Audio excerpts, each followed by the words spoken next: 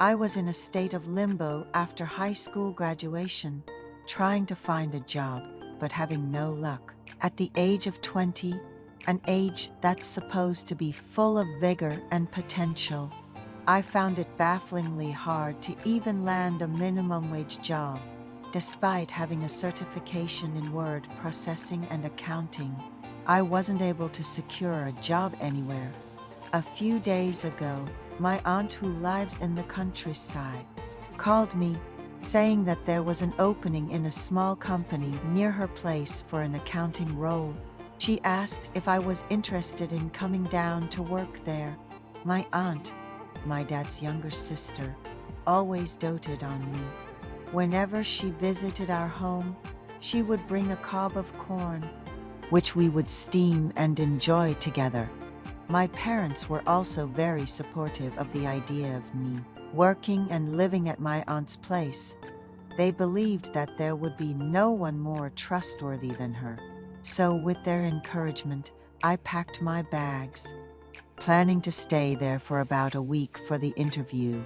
I also packed my beloved teddy bear. Teddy is a poodle I adopted from a friend's house, and I am its owner. As my parents are both working, I took care of Teddy, taking it for walks every day.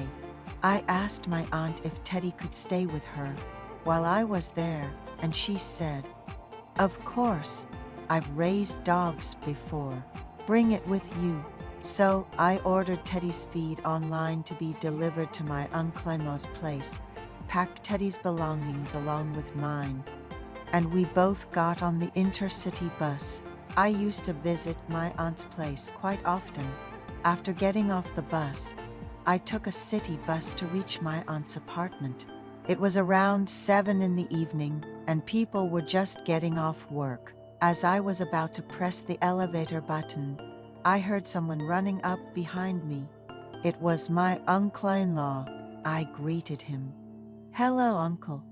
He returned my greeting warmly. "Nice to see you, Jessica. Are you here for the interview?" We went into the house together, but my aunt was nowhere to be found. I heard that she had gone to take care of my grandmother, who had undergone leg surgery. She was expected to be back the next day.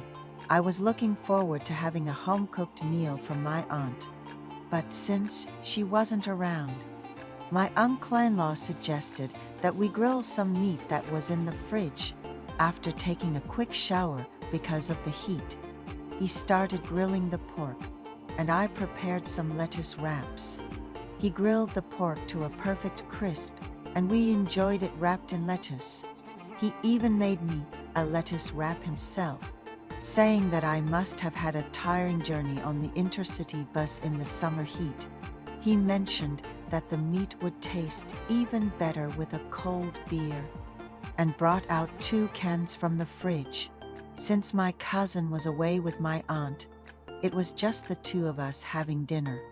He asked me, "Jessica, have you ever drunk alcohol?" I replied, "Of course, I can handle my drink." And we enjoyed our beers together, having a drink with my uncle-in-law, who had always been kind to me, and even bought me cute toys when I was a kid. Felt oddly like a couple's date.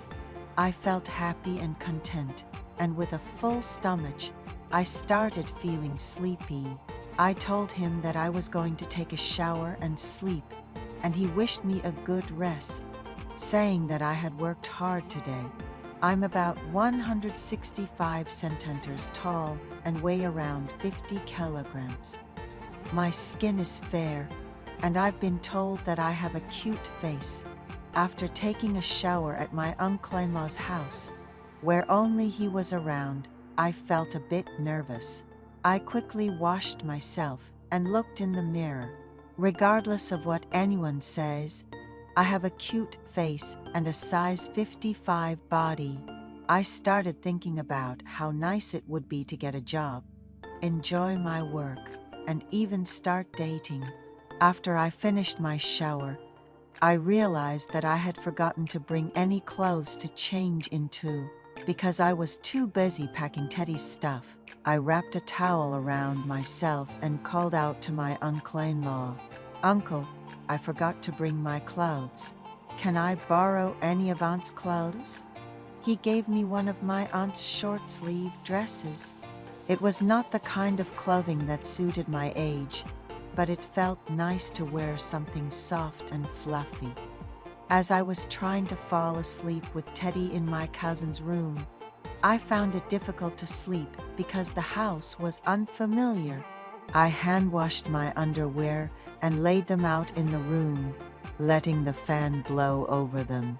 Teddy was licking my leg and whimpering, and I was laughing and playing with him for quite some time.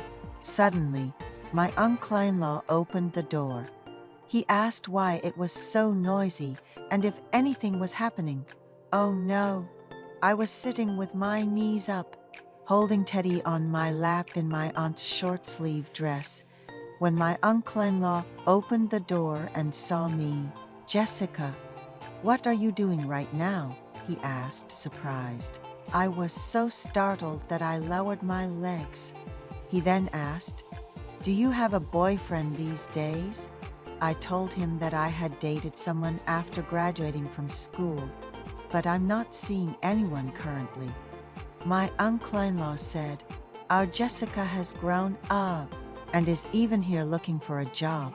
His touch was gentle, and his cleanly shaved face was glowing.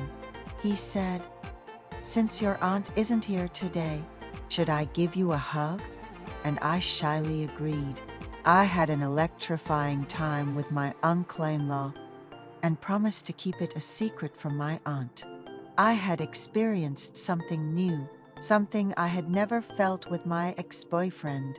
After being with my healthy and mannered uncle-in-law in his early 50s, I gave him a thumbs up, thinking he was amazing. A part of me even envied my aunt. But my uncle-in-law said he had been lonely for a long time, as he hadn't been intimate with my aunt, and being with me made him very happy. The next day, my uncle-in-law helped me get a job through a friend, and I started working and living at my aunt's house. My uncle-in-law would finish work around 7 p.m. on weekdays, and my aunt worked at a convenience store from 10 p.m. after putting my cousin to bed until 1 a.m. I was very grateful to my aunt, who went out every night, because by the time I got off work, showered, and ate, it was 8 p.m., and once my cousin fell asleep, my uncle-in-law and I naturally spent time in the master bedroom.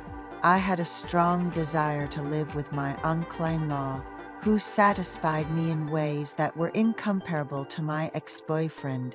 For a long, long time,